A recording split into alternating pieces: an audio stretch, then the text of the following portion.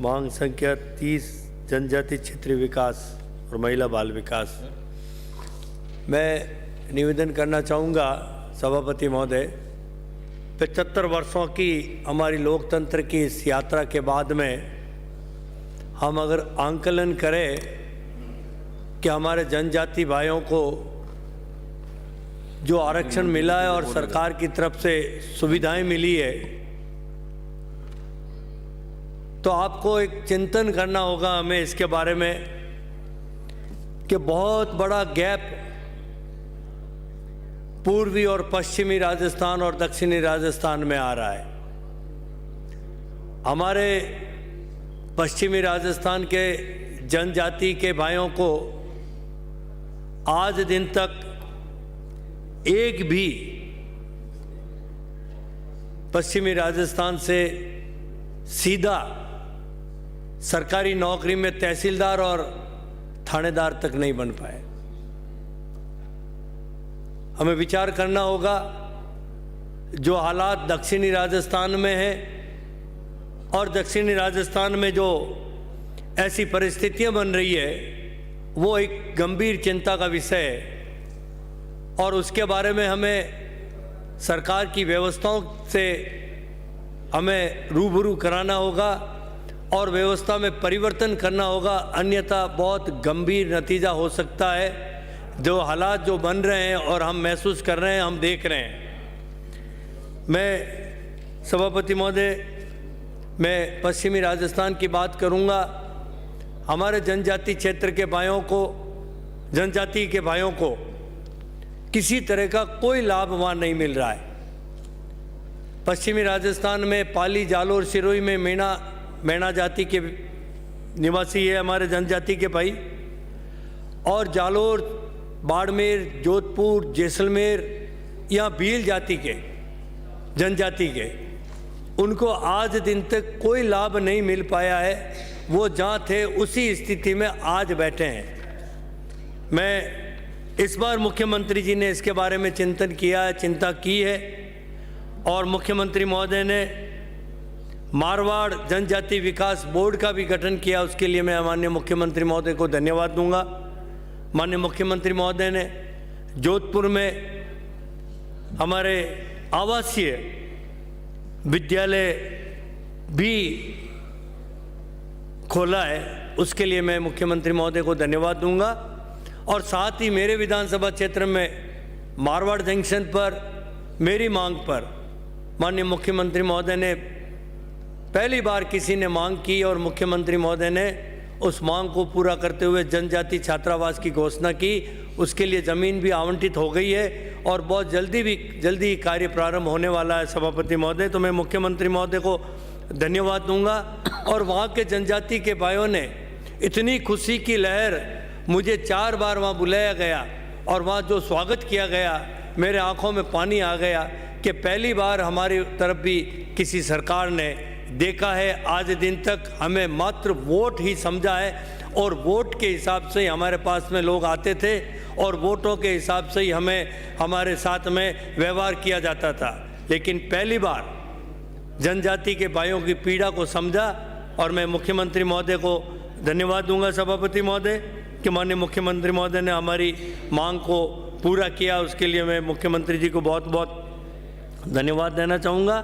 साथ ही मैं महिला बाल विकास की भी आज मांग है, इस पर निवेदन करना चाहूँगा सभापति महोदय कि हमारी जो आंगनबाड़ी की कार्यकर्ता, सहायिका, सहयोगिनी, आज इनके पास में हमने टेलीफोन उपलब्ध करवाए, बहुत खुशी हुई। मैं भी पंचायत समिति में जाके मेरे हाथों से वितरण किए उनको टेलीफोन, और टेलीफोन वितरण करने के बाद में उनको जीपीएस से जोड़ दिया और उनकी डेली मॉनिटरिंग हो रही है और हम उनको दे क्या रहे बदले में। बड़े दुख होता है हमें कि अगर इस तरह की अल्प वेतन भोगी, उनको जो एक नरेगा कर्मी से भी कम हम दे पा रहे हैं उनको, और उनको इतना बड़ा काम दिया। उन्होंने नरेगा के अंदर कितना शानदार काम किया।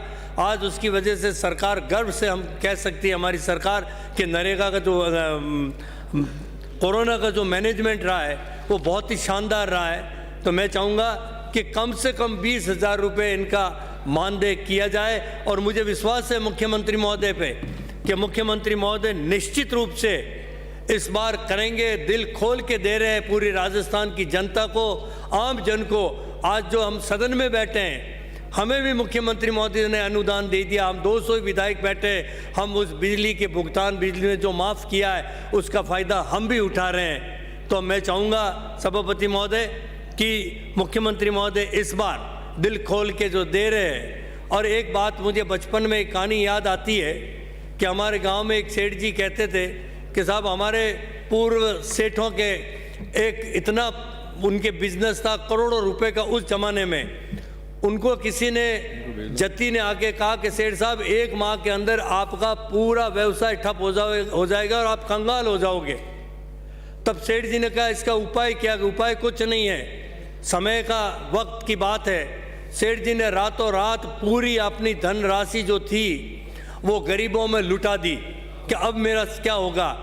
और जो ही लुटाई और लक्ष्मी आके सेठ के पाँवों में कहा कि सेठ जी अब तो मैं 4 गुना आपके साथ हूँ और आप चिंता मत करो। तो मुख्यमंत्री महोदय से निवेदन करूँगा कि आप हमारे आंगनबाड़ी कार्यकर्ताओं की, सहयोगिनियों की और इन सहायिका की जो आशीष मिलेगी तो निश्चित रूप से ये लक्ष्मी कहीं आपसे दूर जाने वाली नहीं है। दावे के साथ मैं कह रहा हूँ, यूँ ही माहौल बन चुका है, माहौल बन चुका है। आज हमारे साथी भाई जब जाएंगे चुनाव के अंदर, एक एक बात का जवाब देना पड़ेगा उनको कि क्या हम बिजली की जो बिल माफ़ किया है वो चालू रखेंगे, क्या ओपीएस जो लागू की है क्या वो चालू रखेंगे। वो तो पहले से ही कह रहे आते हम तो बंद करेंगे, ये रेवड़ियाँ बांट रहे हैं हम तो। ये रेवड़ियाँ, जो लोक कल्याणकारी सरकार अगर कोई सुविधा देती है तो वो रेवड़ियाँ हो जाती है।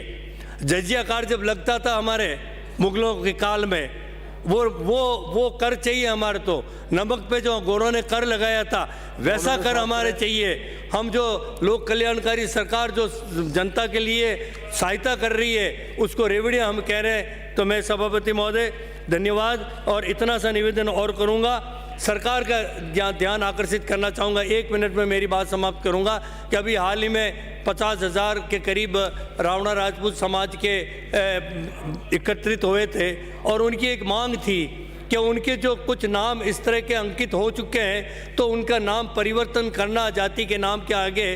तो वो एक उनकी मांग जायज़ मांग है और उसके लिए किसी तरह की बजट की आवश्यकता नहीं है। इसी तरह मैं एक सरगरा समाज है अनुसूचित जाति में, उनके भी नाम के आगे जो कुछ अक्षरों का फेर है उन अक्षर को बदलने की मांग है उनकी, और बिल्कुल जायज़ मांग है।